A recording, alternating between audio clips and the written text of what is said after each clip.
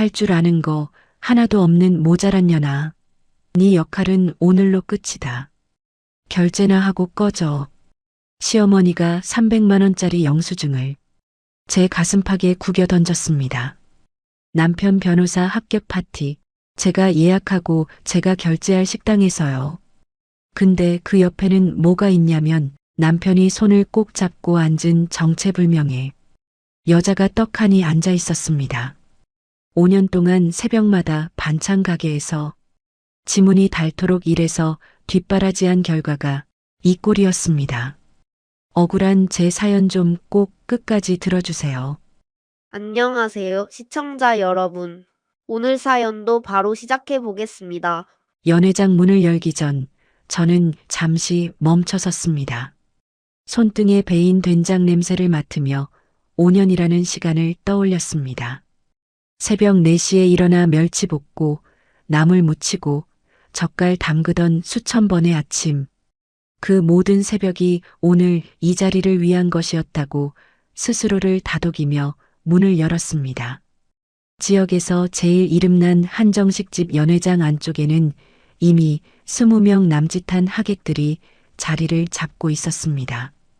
동네 이장, 부녀회장, 시댁 친척들까지 상석부터 빼곡히 차지한 채 웅성거리고 있었죠. 이 자리를 예약한 건 저였습니다.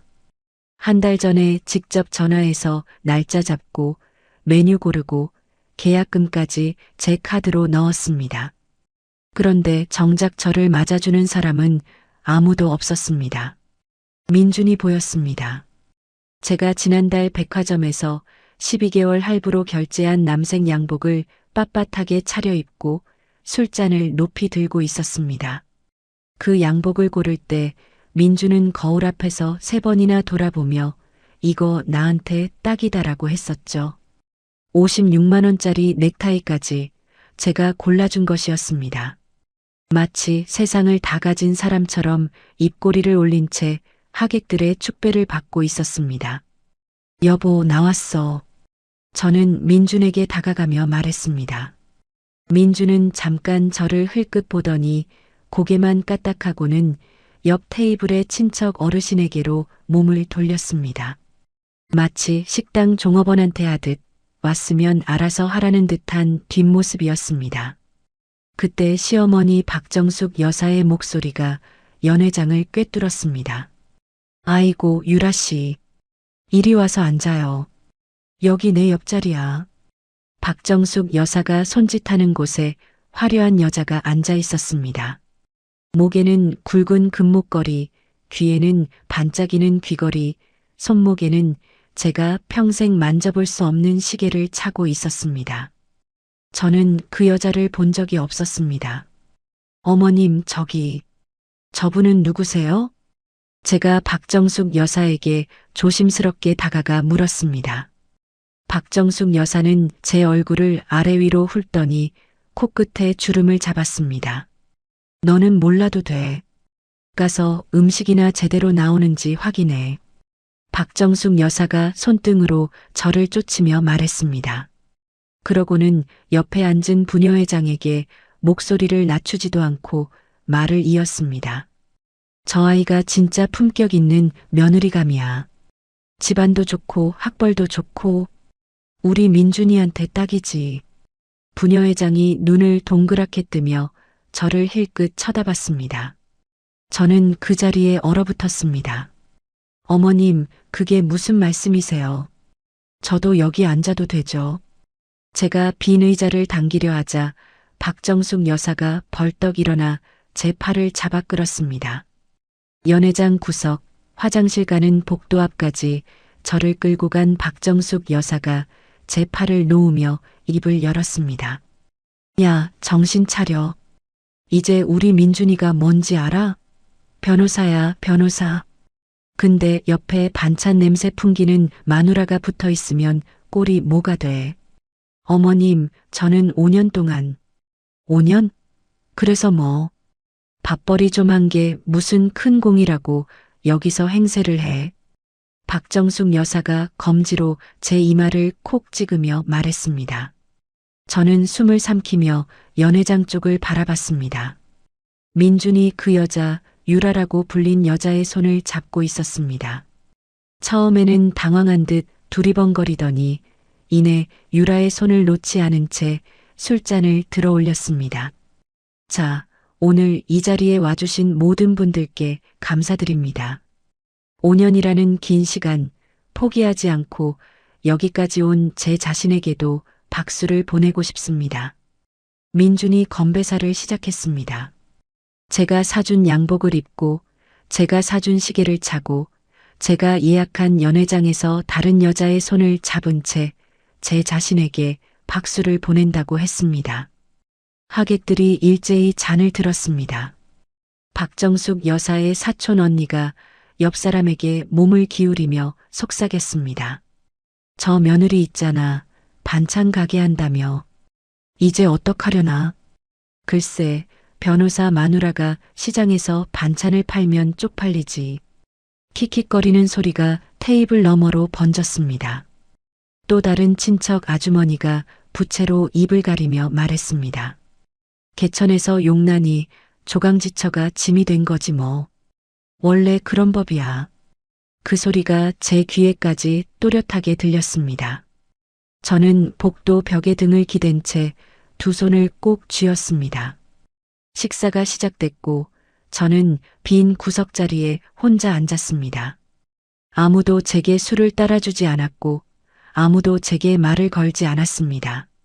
제가 이 파티의 주인이라는 사실을 아는 사람은 아무도 없는 것처럼 식사가 끝날 무렵이었습니다. 박정숙 여사가 접힌 종이 한 장을 들고 저에게 다가왔습니다. 종이를 펼치자 300만 원이라는 숫자가 선명하게 찍힌 영수증이었습니다. 자, 이거 오늘 연회비 내가 계산하고 나가. 박정숙 여사가 영수증을 제 손바닥 위에 탁 올려놓으며 말했습니다.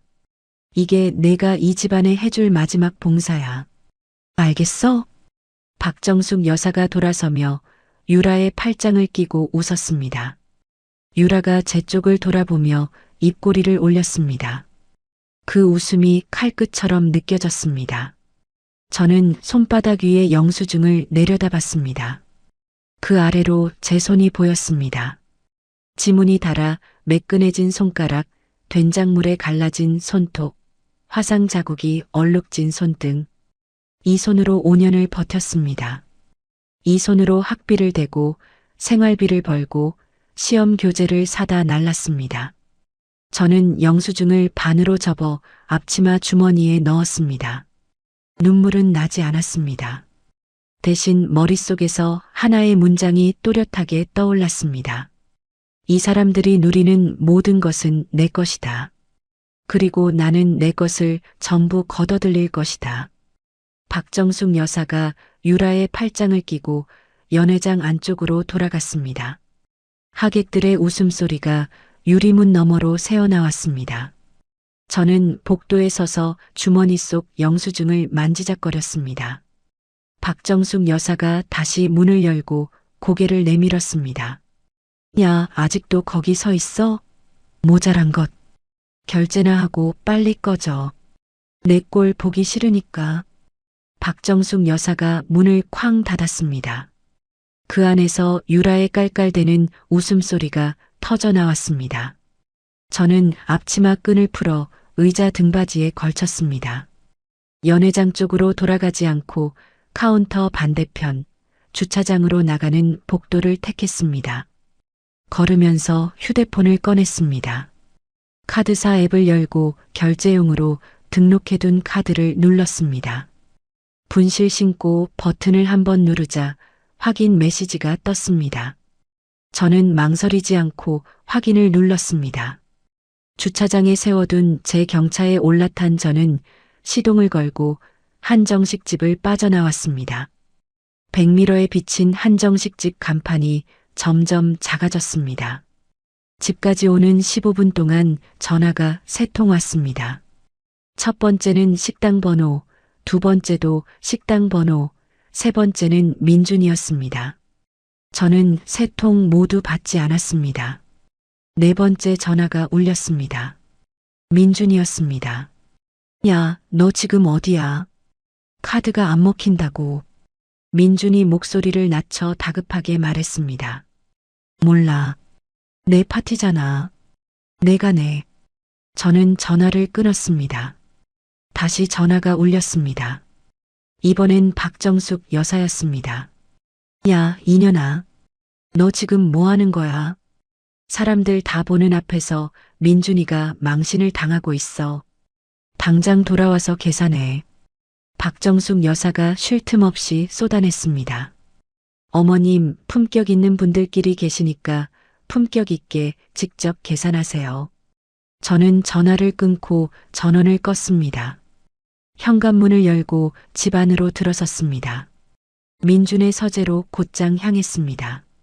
책상 서랍을 열자 두꺼운 법전 아래에 갈색 봉투가 끼워져 있었습니다. 봉투 안에는 사진이 있었습니다.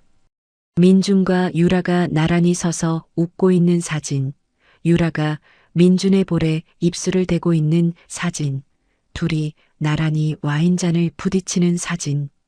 저는 사진을 한 장씩 휴대폰 카메라로 찍었습니다. 손이 떨리지 않았습니다. 서랍 깊숙이에서 통장 사본 한 장이 나왔습니다. 제 반찬 가게 사업용 계좌에서 매달 빠져나간 돈이 민준의 개인 계좌로 들어가고 그 돈이 다시 유라 명의의 계좌로 빠져나간 내역이 고스란히 찍혀 있었습니다.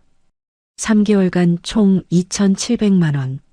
제가 새벽마다 멸치를 볶아번 돈이 그 여자의 명품 가방이 되어 있었습니다.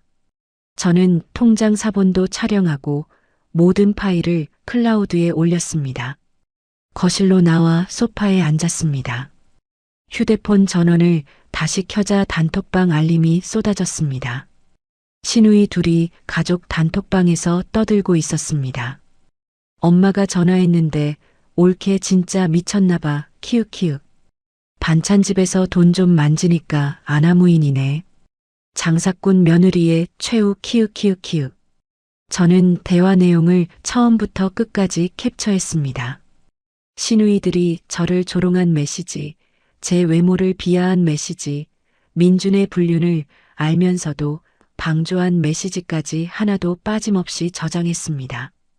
캡처를 마치고 휴대폰을 내려놓으려는데 지인에게서 메시지 하나가 왔습니다. 언니, 이거 봤어? 시어머님이 부녀의 단톡방에 올린 거야. 첨부된 캡처를 열었습니다. 박정숙 여사가 부녀의 단톡방에 이렇게 써놓았습니다. 우리 며느리가 바람이 나서 가출했어요. 남편 합격도 못 축하해주고 도망갔습니다. 쯧쯧. 저는 이 메시지도 저장했습니다. 사문서 위조, 명예훼손, 상간자 소송. 머릿속에서 폴더를 하나씩 분류하듯 증거들을 정리했습니다. 침실로 가서 옷장을 열었습니다. 민준이 오늘 아침까지 입고 있던 낡은 내복이 세탁 바구니 위에 걸쳐져 있었습니다. 저는 그 내복을 꺼내 거실 바닥에 펼쳤습니다. 부엌에서 가위를 가져와 내복의 가슴팍을 한 번 찢었습니다. 소리가 시원했습니다. 한 번 더, 또 한 번 더. 갈기갈기 찢어진 천 조각들이 바닥에 흩어졌습니다.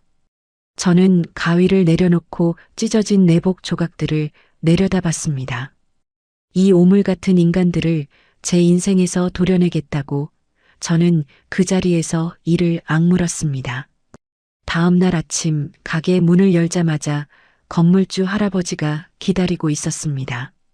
평소에는 느긋하게 웃으시던 분이 오늘은 한 손에 서류 봉투를 들고 입술을 달싹거리며 서 있었습니다. 사장님, 이거 좀 보소. 어제 시어머님이라는 분이 찾아오셔서 건물주 할아버지가 봉투에서 종이 한 장을 꺼내 제 앞에 펼쳤습니다. 위임장이라고 적힌 서류 위에 제 이름과 인감 도장이 찍혀 있었습니다. 사장님이 교통사고가 나서 급하게 돈이 필요하다고 보증금 중에서 5천만 원만 먼저 빼달라고 하시더라고. 건물주 할아버지가 머리를 긁으며 말했습니다. 저는 서류를 집어들고 눈을 크게 떴습니다. 제 인감이 맞았습니다. 서랍 안에 넣어둔 인감을 박정숙 여사가 훔쳐간 것이었습니다. 할아버지, 저 사고 안 났어요. 멀쩡해요. 이거 가짜예요. 제가 쓴 게 아니에요. 제가 서류를 들어보이며 말했습니다. 건물주 할아버지의 얼굴이 하얗게 질렸습니다. 입을 벌렸다 닫았다를 3번이나 반복하더니 카운터 앞 의자에 털썩 주저앉았습니다. 그럼 나는 벌써 돈을 줬는데 시어머님이라는 분이 하도 급하다고 하셔서 5천만 원을 벌써 주셨다고요? 어휴, 큰일 났네. 그분이 울면서 그러시는데 며느리가 중환자실에 있다고 수술비가 급하다고 나도 오래 알던 집안이라 믿었지. 변호사 아들 어머니라는데 설마 거짓말을 하겠나 싶어서 건물주 할아버지가 무릎을 치며 한탄했습니다. 아들이 변호사 되셨다면서 수습 비용도 필요하다고 2가지를 한꺼번에 말씀하시니까 나도 어쩔 수가 없었어. 저는 서류를 내려놓고 카운터 뒤 의자에 주저앉았습니다. 5천만 원. 제가 3년 동안 새벽마다 멸치를 볶아서 모은 보증금의 절반이었습니다. 하루에 12시간씩 서서 일해야 한 달에 겨우 200만 원 남기는 장사였는데 그게 하루 만에 사라진 것이었습니다. 건물주 할아버지가 고개를 푹 숙인 채 말했습니다. 사장님, 정말 미안해. 내가 너무 쉽게 믿었어. 어떻게든 책임질게. 아니에요, 할아버지. 할아버지 잘못이 아니에요. 속은 거잖아요. 저는 할아버지의 손등을 잡으며 말했습니다. 하지만 속이 부글부글 끓었습니다. 잘못은 오직 한 사람에게 있었습니다. 가게 앞에서 소란이 들렸습니다. 유리문이 벌컥 열리더니 박정숙 여사가 들어섰습니다. 그 뒤로 유라가 따라 들어왔습니다. 박정숙 여사는 새로 맞춘 듯한 연보라색 블라우스를 입고 있었고 유라는 굽 높은 구두를 또각또각 울리며 걸어왔습니다. 야, 어제 전화는 왜 안 받아? 니 때문에 우리 민준이가 사람들 앞에서 얼마나 창피를 당했는지 알아? 박정숙 여사가 카운터를 탁탁 치며 소리쳤습니다. 건물주 할아버지가 놀라서 자리에서 벌떡 일어났습니다. 어머님, 제 인감 가져가셨죠? 제 보증금 5천만 원 가져가신 거 아시죠? 제가 위임장을 들어보이며 말했습니다. 박정숙 여사가 눈을 한번 깜빡이더니 입술을 비틀었습니다. 당황하는 기색은 1초도 없었습니다. 그래서 뭐? 내 아들이 돈이 필요한데 며느리 돈 좀 쓰면 안 돼? 네가 그 돈을 누구 덕에 벌었는데. 어머님, 그건 제 가게 보증금이에요. 어머님 돈이 아니라고요. 시끄러워. 이 가게도 내 아들이 있으니까 유지되는 거야. 변호사 집안 며느리가 반찬 가게 하니까 사람들이 와주는 거지. 네 실력으로 장사가 되는 줄 알아? 박정숙 여사가 카운터 위에 반찬통을 손으로 밀었습니다. 유리용기가 바닥에 떨어져 깨지며 멸치볶음이 사방으로 쏟아졌습니다. 어머님, 그만하세요. 제가 소리쳤습니다. 뭐? 네가 나한테 소리를 질러? 박정숙 여사의 눈이 뒤집혔습니다. 냉장고 위에 밑반찬 통들을 하나씩 끌어내리기 시작했습니다. 깍두기 통이 깨졌습니다. 시금치나물이 바닥에 쏟아졌습니다. 제가 새벽 4시에 일어나 만든 것들이었습니다. 이런 반찬이나 파는 년이 감히 우리 집안에 대들어? 네 주제를 알아야지. 박정숙 여사가 선반 위에 젓갈통까지 끌어내리며 악을 썼습니다. 건물주 할아버지가 놀라서 뒷걸음질 치다 문틀에 등을 부딪혔습니다. 여기서 이러시면. 할아버지가 말리려 했지만 박정숙 여사는 들은 척도 하지 않았습니다. 저는 깨진 유리와 쏟아진 반찬 사이에 서서 주먹을 꽉 쥐었습니다. 하지만 손을 올리지 않았습니다. 대신 천장 구석에 달린 작은 카메라의 빨간 불빛을 확인했습니다. 녹화 중이었습니다. 유라가 카운터 안쪽으로 들어오더니 제 의자에 떡하니 앉았습니다. 다리를 꼬고 팔걸이에 팔꿈치를 괜 채 가게 안을 둘러봤습니다. 여기 인테리어 좀 바꾸면 괜찮겠는데. 어머님, 여기 제가 운영하면 어떨까요? 유라가 박정숙 여사를 돌아보며 웃었습니다. 그래, 좋지. 네가 하면 이 동네에서 제일 가는 가게 될 거야. 박정숙 여사가 유라의 어깨를 토닥이며 흡족한 표정을 지었습니다. 그때 유라의 목에서 금빛이 반짝였습니다. 저는 그 목걸이를 알아봤습니다. 돌아가신 친정 엄마가 제 결혼식 날 걸어주신 금목걸이였습니다. 엄마가 시집가는 딸 목에 직접 걸어주시며 우리 딸 잘 살아라고 하셨던 그 목걸이. 안방 서랍 깊숙이 넣어둔 것을 이 여자가 꺼내 걸고 온 것이었습니다. 이거 예쁘지 않아? 민준이가 주던데. 유라가 목걸이를 손가락으로 들어올리며 제 눈을 똑바로 바라봤습니다. 순금이래. 무게감이 확실히 다르더라. 유라가 목걸이를 좌우로 흔들며 웃었습니다. 제 엄마의 유품을 장난감처럼 가지고 노는 모습이었습니다. 제 손톱이 손바닥을 파고들었습니다. 피가 날 것 같았지만 저는 입을 다물었습니다. 여기서 소리를 지르면 지는 것이었습니다.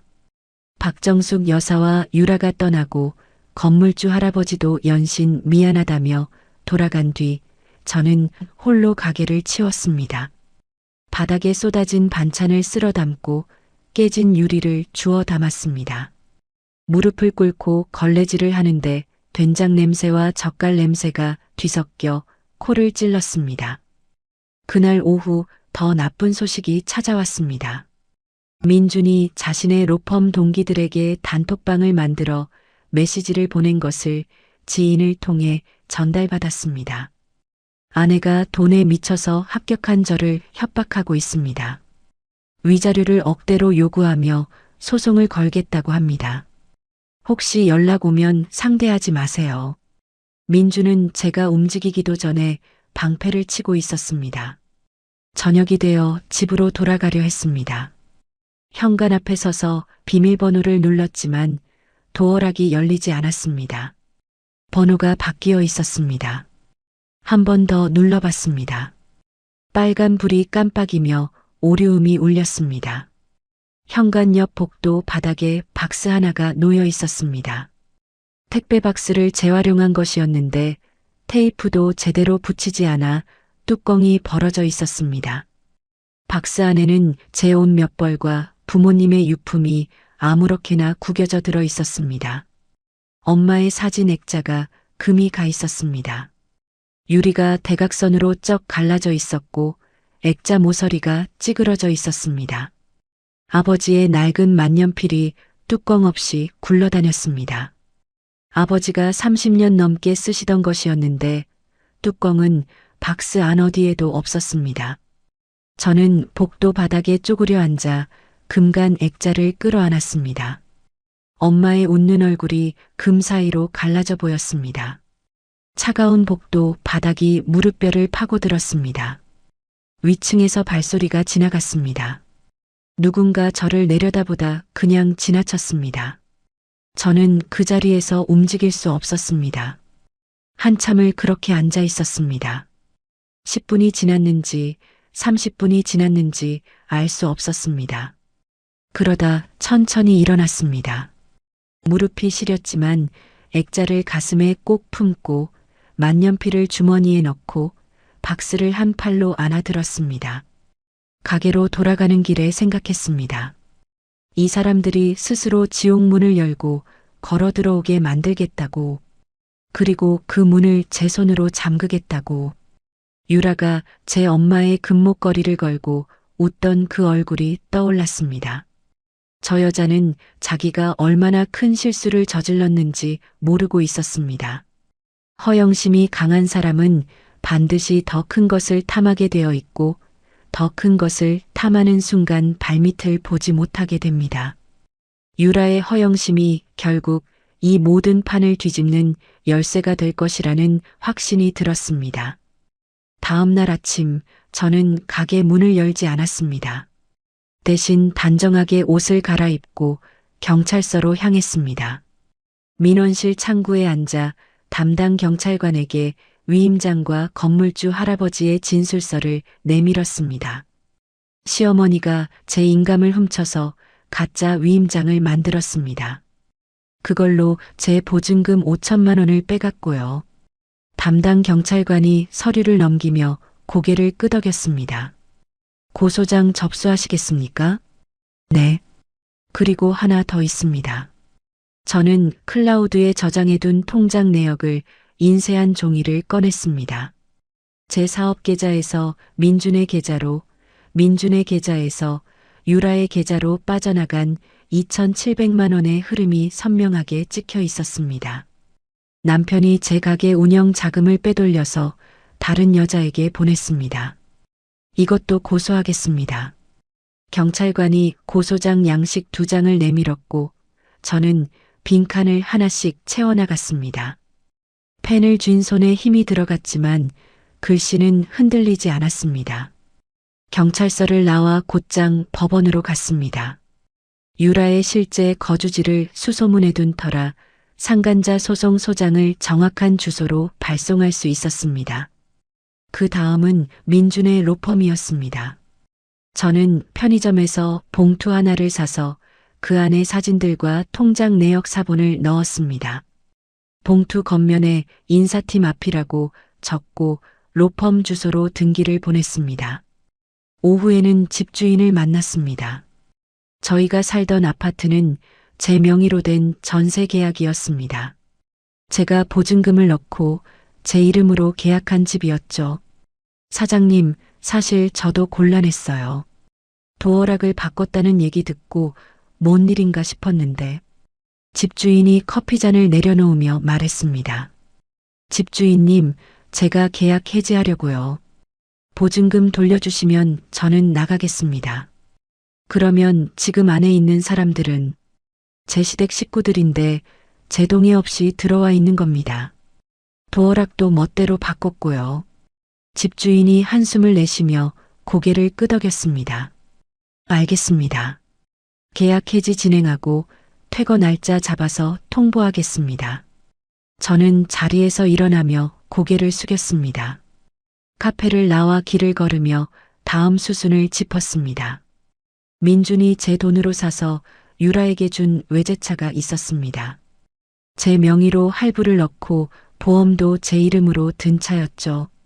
저는 보험사에 전화를 걸었습니다. 제 명의 차량인데 제 동의 없이 다른 사람이 타고 다닙니다. 도난 신고 접수해 주세요. 전화를 끊고 렌트사에도 같은 내용을 전달했습니다. 렌트사 직원이 확인 후 견인 조치하겠다고 답했습니다. 저는 걸음을 멈추고 휴대폰 메모장을 열었습니다. 할 일 목록에 줄을 그어 지워나갔습니다. 그 다음 전화는 자산관리사에게 걸었습니다. 민준이라는 사람 명의 계좌에 로펌 합격자 대출금이 들어올 예정인데요. 제가 피해 금액만큼 가압류 신청할 수 있을까요? 증거 서류 있으시면 가능합니다. 내일 사무실로 오세요. 전화를 끊고 저는 깊게 숨을 들이마셨습니다. 저녁에는 부녀회장에게 연락했습니다. 부녀회장은 어제 연회장에서 모든 것을 지켜본 사람이었습니다. 회장님, 시어머님이 부녀의 단톡방에 저에 대해 거짓말을 퍼뜨리셨더라고요. 제가 바람나서 도망갔다고. 아이고, 나도 그거 보고 좀 이상하다 싶었어. 어제 파티에서 내가 쫓겨나는 꼴을 내 눈으로 봤는데 부녀회장이 혀를 찼습니다. 회장님, 사실관계를 바로잡고 싶어요. 도와주실 수 있으세요? 그래, 내가 회원들한테 얘기해 볼게. 전화를 끊고 마지막으로 한 가지를 더 확인했습니다. 유라라는 여자의 과거를 수소문한 결과 지인의 지인을 통해 놀라운 사실을 알게 됐습니다. 유라는 재벌가 딸이 아니었습니다. 3년 전 사기 혐의로 재판을 받은 전과자였고 그 판결문 사본을 구할 수 있다는 연락을 받았습니다. 모든 준비를 마치고 저는 가게로 돌아왔습니다. 셔터를 내리고 불을 끈 가게 안 접이식 간이 침대에 누워 천장을 올려다봤습니다. 배가 고팠습니다. 근처 국밥집에서 포장해온 뜨끈한 국밥 한 그릇을 후후 불며 떠먹었습니다. 부모님이 좋아하시던 맛이었습니다. 숟가락을 내려놓고 저는 액자 속 엄마의 얼굴을 바라봤습니다. 금간 유리 너머로도 엄마의 미소는 따뜻했습니다. 일주일이 지났습니다. 그 사이 민준의 외제차는 도로 한복판에서 견인됐고 로펌 인사팀에서는 민준에게 면담 일정을 잡았다는 소식이 들려왔습니다. 박정숙 여사는 경찰서에서 출석 요구서를 받고 난리를 피웠다고 했습니다. 하지만 아직 부족했습니다. 저는 이들이 스스로 무너지게 만들 마지막 한 수가 필요했습니다. 가게 카운터에 앉아 박정숙 여사에게 전화를 걸었습니다. 어머님, 저예요.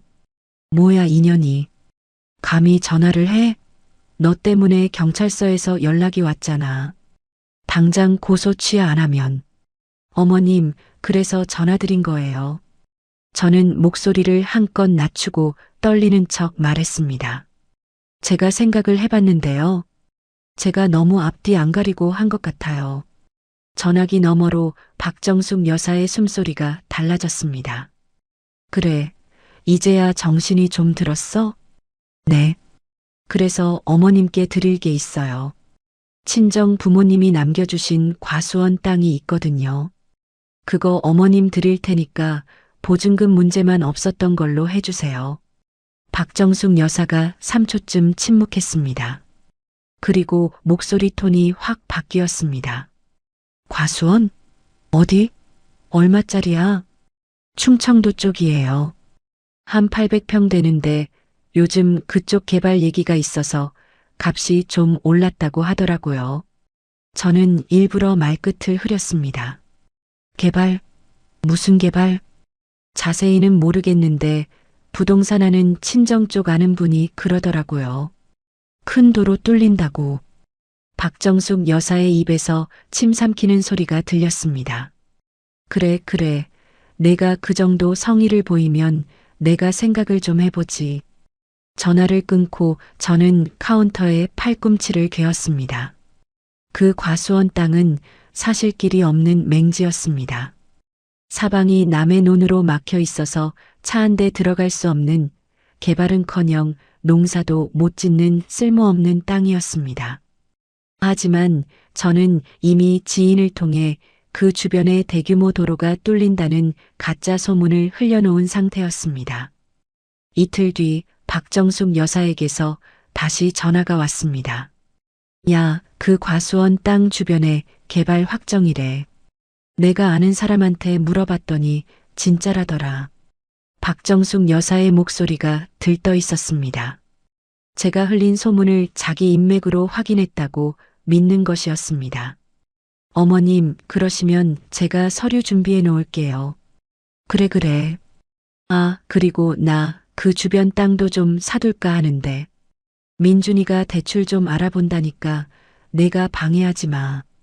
저는 입꼬리가 올라가는 것을 참으며 대답했습니다. 네, 어머님. 알겠습니다. 박정숙 여사는 그날부터 사채업자에게 연락을 돌리기 시작했습니다. 과수원 주변의 땅을 더 사들이기 위해서였죠. 민준도 마찬가지였습니다. 로펌 입사 전에 목돈을 만들겠다며 동기들에게까지 손을 벌려 돈을 끌어모았습니다. 그 돈은 전부 유라가 소개한 투자처로 흘러들어갔습니다. 저는 그 흐름을 멀찌감치서 지켜봤습니다. 며칠 뒤 저는 인테리어 업체에 전화를 걸었습니다. 전세 아파트 리모델링 견적 좀 받고 싶은데요. 현장 점검 한번 와주실 수 있나요? 업체 직원이 날짜를 잡았습니다. 점검 명목으로 집안의 배관과 전기시설을 일시적으로 차단할 수 있는 합법적인 방법이었습니다. 박정숙 여사가 제 집에서 편하게 살 수 있는 시간은 얼마 남지 않았습니다.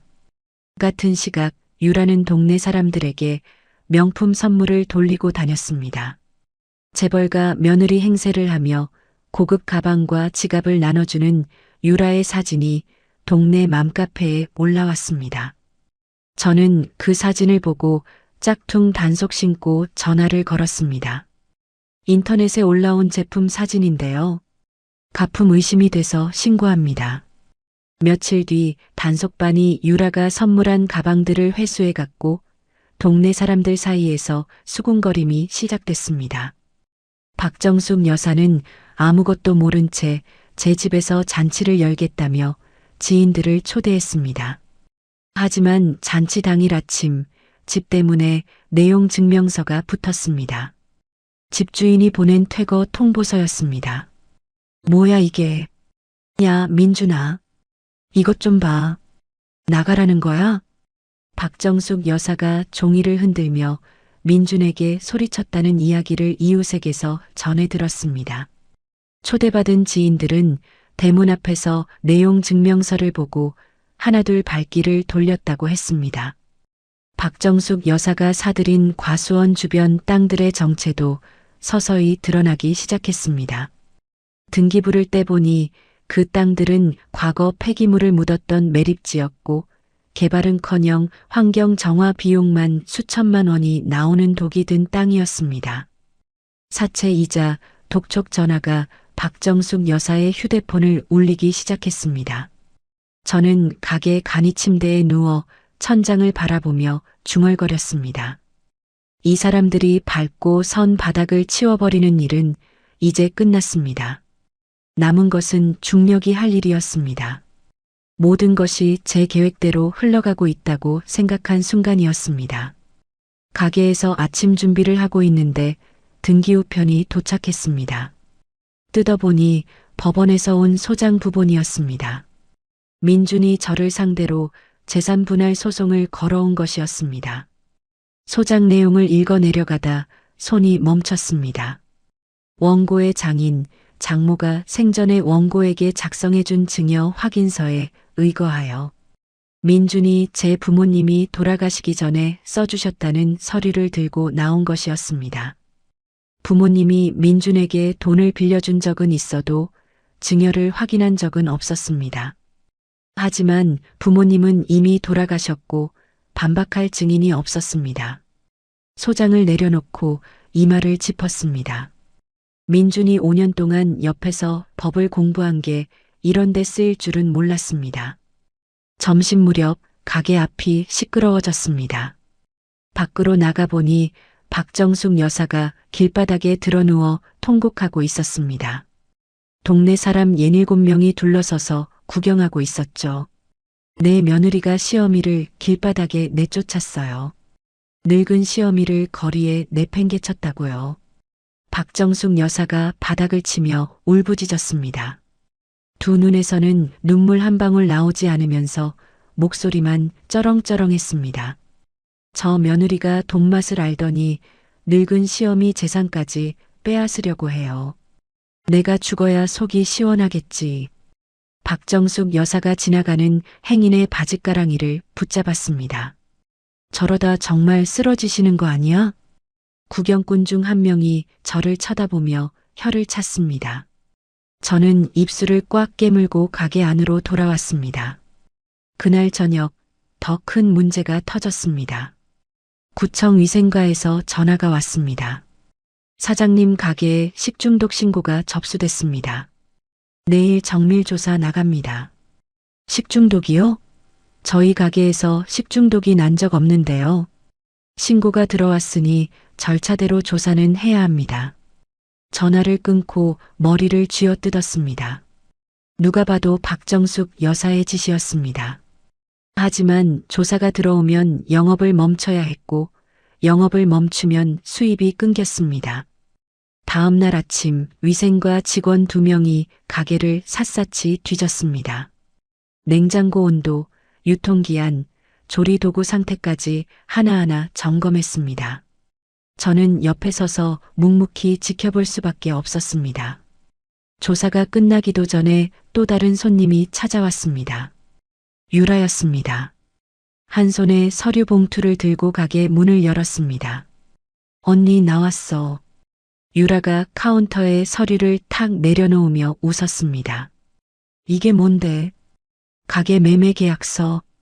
시어머님이 이 가게 권리금을 나한테 넘기기로 했거든. 여기 도장도 찍혀 있고. 서류를 펼치니 박정숙 여사의 도장과 함께 제 이름이 매도인 란에 적혀 있었습니다. 물론 제가 쓴 것이 아니었습니다. 또 위조였습니다.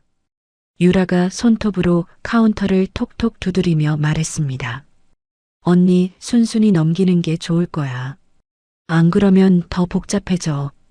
유라의 목에서 엄마의 금목걸이가 흔들렸습니다. 저는 유라의 얼굴을 똑바로 바라봤습니다. 그리고 입을 열지 않았습니다. 유라가 어깨를 으쓱하며 가게를 나갔습니다. 밤이 되어 가게 셔터를 내리고 간이 침대에 앉았습니다. 사방에서 벽이 좁혀오는 기분이었습니다. 그때 휴대폰이 울렸습니다. 모르는 번호였지만 받았습니다. 혹시 김민준 씨 아내 되시는 분 맞으세요? 네, 그런데요.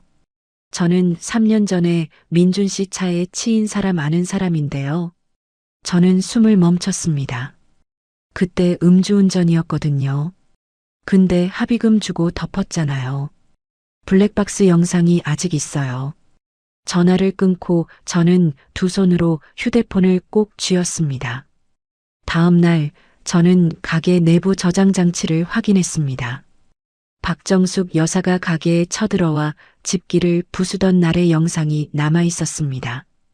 반찬이나 파는 년이라며 제 부모님까지 모욕하던 박정숙 여사의 얼굴과 목소리가 선명하게 찍혀 있었습니다. 저는 그 영상을 부녀회장에게 보냈습니다. 부녀회장에게서 답장이 바로 왔습니다. 세상에, 이걸 보고도 저 사람 편들 사람은 없을 거야. 같은 날 오후 식중독 허위 신고의 제보자가 밝혀졌습니다. 위생과 담당자가 전화를 걸어왔습니다. 사장님, 조사 결과 문제 없으셨고요. 신고자 확인해 보니 해당 가게에서 일한 적 없는 아르바이트생이었어요. 허위 신고로 처리됩니다. 저는 그 아르바이트생이 박정숙 여사가 시킨 사람이라는 것을 알고 있었습니다. 증거만 있으면 됐고 증거는 이미 제 손에 있었습니다. 마지막 퍼즐이 맞춰진 것은 그날 밤이었습니다. 민준을 밀어주겠다던 로펌 동기가 갑자기 연락을 끊었다는 소식을 전해 들었습니다. 제가 로펌에 보낸 투서가 내부에 퍼지기 시작한 것이었습니다. 민준의 불륜과 아내의 돈을 빼돌린 사실이 동기들 사이에 돌자 자기 이름에 먹칠될까봐 하나둘 손을 떼기 시작한 것이었죠. 저는 간이 침대에 누워 천장의 얼룩을 바라봤습니다. 내일이면 모든 것이 끝납니다. 저는 눈을 감았습니다. 아침 8시 집주인에게서 전화가 왔습니다. 사장님, 오늘 이삿짐 센터 보내기로 한 날이죠. 저도 같이 갈게요. 네, 감사합니다. 저도 곧 도착하겠습니다.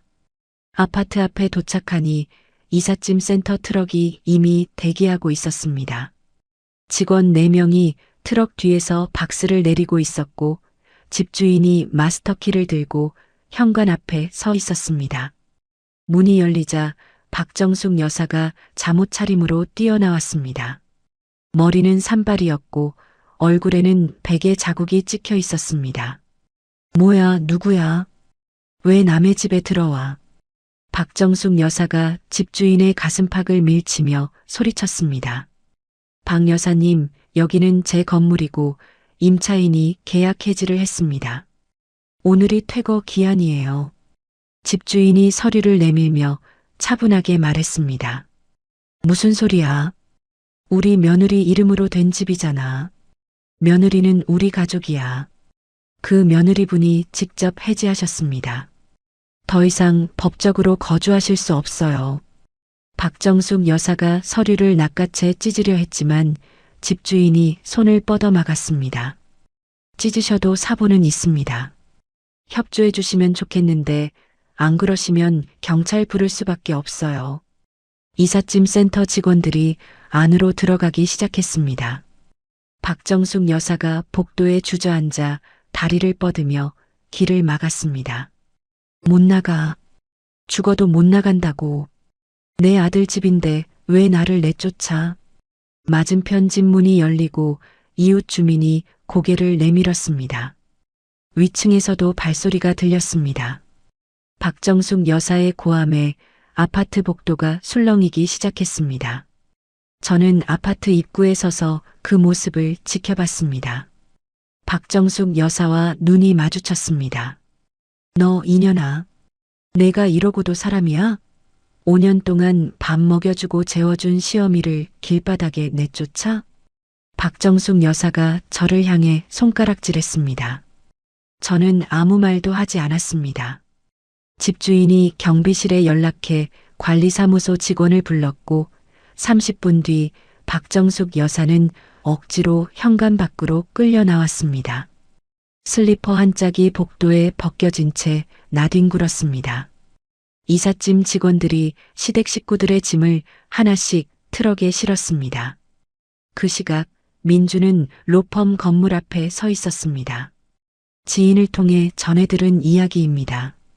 민준이 평소처럼 양복을 차려입고 출근했더니 로비 안내 데스크에서 막았다고 합니다. 김민준 씨, 인사팀장님이 로비에서 뵙겠다고 하셨습니다. 위층으로는 올라가실 수 없습니다. 민준이 어리둥절한 얼굴로 서 있는데 인사팀장이 엘리베이터에서 내려왔다고 합니다. 손에 흰 봉투 하나를 들고 있었습니다. 김민준 씨, 우리 회사는 입사 전 도덕성 검증을 하는 거 알고 계시죠? 네, 그런데 무슨 배우자의 사업 자금을 빼돌린 정황, 음주운전 사고 은닉, 그리고 불륜 사실까지 중대한 결격 사유가 확인됐습니다. 인사팀장이 봉투를 민준의 손에 쥐어줬다고 합니다. 입사 취소 통보서입니다. 변호사 협회에도 자격정지 예고가 접수될 예정이고요. 더 이상 저희 건물에 출입하지 마시길 바랍니다. 인사팀장이 고개를 숙여 인사하고 돌아서자 민준이 봉투를 쥔 채 로비 한가운데 서서 움직이지 못했다고 합니다. 로펌 정문을 나와 계단에 주저앉았을 때 다리에 힘이 풀려 세 계단을 미끄러져 내려왔다고 했습니다. 양복바지 무릎이 찢어졌지만 민주는 그걸 신경 쓸 여유도 없었다고 합니다. 오후 2시 공항에서 소식이 왔습니다. 유라가 박정숙 여사의 사채 자금과 민준이 동기들에게 빌린 돈을 모조리 챙겨 해외로 도망치려 한 것이었습니다. 유라는 선글라스를 쓰고 대형 캐리어 2개를 끌며 출국장으로 걸어갔다고 합니다. 탑승권을 내밀고 게이트를 통과하려는 순간 양쪽에서 남자 둘이 다가왔습니다. 한유라 씨 맞으시죠? 유라가 선글라스를 내리며 고개를 돌렸습니다. 네, 그런데요. 사기 및 절도 혐의로 체포합니다. 함께 가시죠. 형사가 수갑을 꺼내자 유라의 얼굴이 하얗게 질렸다고 합니다. 잠깐만요. 이거 무슨 오해가 있는 거 아니에요? 저 비행기 타야 하는데. 유라가 캐리어 손잡이를 놓지 않은 채 뒷걸음질 쳤습니다. 하지만 형사의 손이 유라의 손목을 잡았고 차가운 금속 소리와 함께 수갑이 채워졌습니다. 출국장에 있던 사람들이 일제히 고개를 돌렸다고 합니다. 소식은 꼬리에 꼬리를 물고 들려왔습니다. 민준이 동기들에게 빌린 돈은 즉시 상환 독촉으로 바뀌었습니다. 합격자 대출금은 제가 걸어놓은 가압류에 묶여 한 푼도 쓸 수 없었고 민준의 신용은 하루아침에 바닥으로 떨어졌습니다. 동기 중 하나가 민준에게 전화를 걸어왔다고 합니다. 야, 김민준, 너 나한테 빌린 3천만 원 이번 주 안에 안 갚으면 나도 고소할 거야. 내가 변호사라고 믿고 빌려준 건데 사기 아니냐 이게. 민준은 아무 말도 하지 못했다고 합니다. 박정숙 여사의 소식은 저녁 무렵에 들려왔습니다. 인감 위조와 허위 신고 교사 혐의로 경찰이 박정숙 여사를 연행하러 간 것이었습니다. 때마침 동네 부녀회 정기 모임이 있던 날이라 회원 12명이 마을 회관 앞에 모여 있었습니다.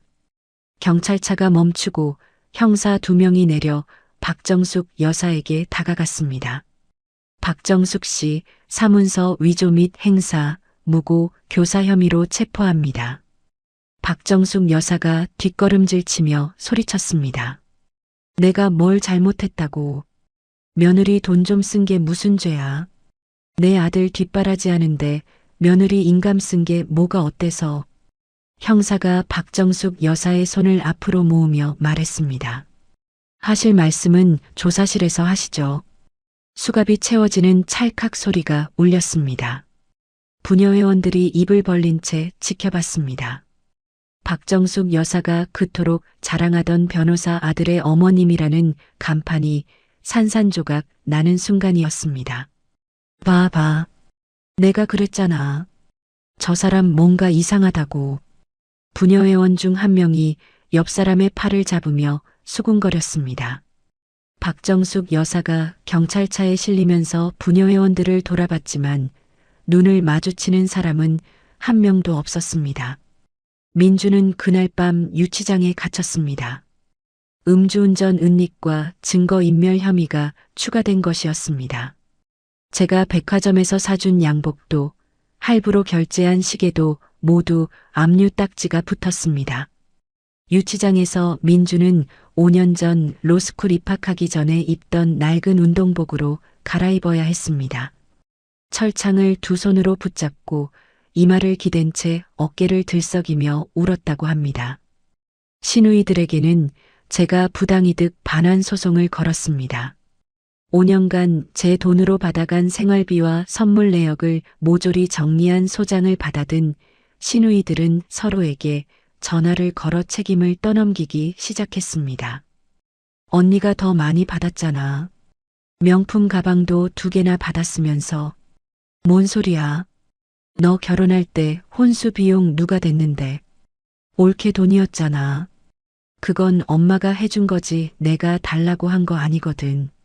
둘은 결국 서로를 원망하며 연락을 끊었다고 합니다. 한 집안이 하루 만에 남남보다 못한 사이로 갈라졌습니다. 저는 그날 저녁 가게에서 마지막 짐을 쌌습니다. 셔터를 내리고 간판에 불을 껐습니다. 5년 동안 새벽마다 불을 켜던 가게였습니다. 냉장고에 웅웅거리는 소리가 멈추자 가게 안이 고요해졌습니다. 밖으로 나서는데 멀리서 누군가 달려오는 발소리가 들렸습니다. 박정숙 여사와 민준이었습니다. 보석으로 풀려났는지 둘 다 초라한 얼굴이었습니다. 박정숙 여사는 슬리퍼를 끌고 있었고 민준은 구겨진 운동복 차림이었습니다. 박정숙 여사가 제 앞 3미터쯤에서 무릎을 꿇었습니다. 콘크리트 바닥에 두 무릎이 부딪히는 둔탁한 소리가 났습니다. 제발 한 번만 봐줘. 내가 잘못했어. 응? 내가 미쳤었어. 박정숙 여사가 두 손을 모아 비비며 울었습니다. 이번에는 진짜 눈물이었습니다. 민준도 옆에 무릎을 꿇었습니다. 고개를 바닥에 박은 채 어깨를 들썩였습니다. 한 번만 기회를 줘. 내가 다 갚을게. 제발. 민준의 목소리가 갈라졌습니다. 저는 두 사람을 내려다봤습니다. 한 달 전 연회장에서 영수증을 제 가슴팍에 던지던 그 손이 지금 콘크리트 바닥을 짚고 있었습니다. 저를 투명인간 취급하던 그 입이 제발이라는 단어를 반복하고 있었습니다. 저는 발목을 빼고 한 발 물러섰습니다. 두 사람의 얼굴을 마지막으로 한 번 바라봤습니다. 그리고 돌아섰습니다. 한 번도 뒤를 돌아보지 않았습니다. 한 달이 지났습니다. 법원에서 이혼 판결문이 나왔고 재산 분할도 제 손을 들어줬습니다. 민준이 들고 나온 증여 확인서는 필적 감정 결과 위조로 판명됐습니다. 보증금 5천만 원도 전액 돌려받았고 상간자 소송 배상금까지 확정됐습니다. 모든 것을 정리하고 저는 서울을 떠났습니다. 돌아가신 부모님의 고향, 충청도 깊은 시골 마을로 향했습니다. 버스에서 내리자 흙냄새가 코끝을 간지렸습니다. 좁은 돌담길을 따라 5분쯤 걸으니 낮은 지붕의 작은 집이 나타났습니다. 마당 한쪽에는 부모님이 생전에 가꾸시던 텃밭이 그대로 남아 있었습니다. 상추가 제멋대로 자라 있었고 고추 지지대는 비바람에 기울어져 있었습니다. 현관문을 열고 들어서니 먼지 냄새가 났습니다. 하지만 괜찮았습니다.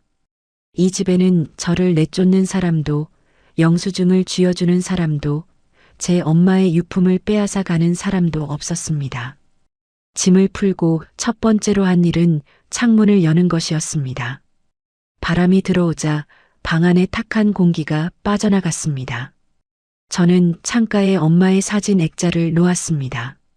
금간 유리는 새 것으로 갈아 끼웠습니다. 엄마의 웃는 얼굴이 햇살을 받아 환하게 빛났습니다. 며칠 뒤 지인에게서 연락이 왔습니다. 언니, 민준이 소식 들었어? 변호사 자격 완전히 박탈됐대. 새벽에 인력시장 나간다더라. 그래. 시어머님은 사채 빚 때문에 시장통에서 폐지 줍고 다닌대. 그래. 저는 짧게 대답하고 전화를 끊었습니다. 그 사람들의 소식은 이제 창밖을 스치는 바람 소리와 다를 게 없었습니다. 아침 해가 뜨면 저는 텃밭으로 나갔습니다. 상추 잎을 하나씩 따고 빨갛게 익은 고추를 바구니에 담았습니다. 부엌으로 돌아와 엄마가 가르쳐 주신 대로 된장을 풀고 두부를 썰어 넣었습니다. 보글보글 끓어오르는 냄새가 집안을 가득 채웠습니다. 밥상 하나 차려 마루에 앉아 혼자 먹는 아침이었습니다. 샴페인도 없고 명품 양복도 없고 축배를 외치는 하객도 없었습니다. 대신 갓 짜낸 들기름 냄새와 따뜻한 밥 한 공기가 있었습니다. 그것으로 충분했습니다. 점심을 먹고 휴대폰을 확인하니 낯선 번호로 메시지가 와 있었습니다. 며느리야, 제발 한 번만 연락 좀 줘. 민준이가 많이 아파. 살려줘. 박정숙 여사였습니다. 저는 메시지를 끝까지 읽고 그 번호를 차단 목록에 넣었습니다. 손가락 하나 떨리지 않았습니다. 오후에는 집 뒤쪽 숲길을 걸었습니다. 나뭇잎 사이로 햇살이 부서져 내렸습니다. 5년 동안 새벽 4시에 일어나 멸치를 볶고 남의 인생을 위해 허리를 굽히던 시간은 끝났습니다. 이 공기는 누구를 위한 것도 아닌 오직 저만을 위한 것이었습니다. 저녁이 되자 하늘이 붉게 물들었습니다. 마당 평상에 앉아 노을을 바라봤습니다. 부모님이 이 자리에서 나란히 앉아 막걸리를 드시던 모습이 떠올랐습니다. 엄마, 아빠, 저 이제 괜찮아요. 액자 속 부모님의 사진을 향해 나직이 말했습니다. 바람이 불어와 제 머리카락을 쓸어 넘겼습니다. 마치 엄마가 쓰다듬어 주시는 것 같았습니다. 노을이 지고 어둠이 내려앉았습니다. 별이 하나둘 떠올랐습니다. 저는 평상에서 일어나 집 안으로 들어갔습니다. 내일은 텃밭에 토마토 모종을 심을 생각입니다. 누구의 며느리도 누구의 아내도 아닌 저의 이름으로 심는 첫 번째 모종이 될 것입니다. 참 긴 싸움이었습니다. 5년이라는 세월 동안 새벽잠을 반납하고 손가락 지문이 닳도록 일하며 남편의 꿈을 대신 짊어졌던 한 사람의 이야기였는데요. 돌아온 것은 감사도 사랑도 아닌 내 역할은 끝났으니 꺼져라는 한마디였죠. 가슴이 먹먹하면서 답답하네요. 시청자 여러분은 어떻게 생각하시나요? 혹시 여러분도 누군가를 위해 자기 자신을 너무 오래 뒷전에 두고 계신 건 아닌지요? 이 사연 듣는 시청자분들은 제발 그런 삶을 살지 않길 제가 간절히 기도하겠습니다. 오늘 사연 끝까지 들어주셨다면 어디서 듣고 계신지 남겨주시면 답글 달아드리도록 하겠습니다.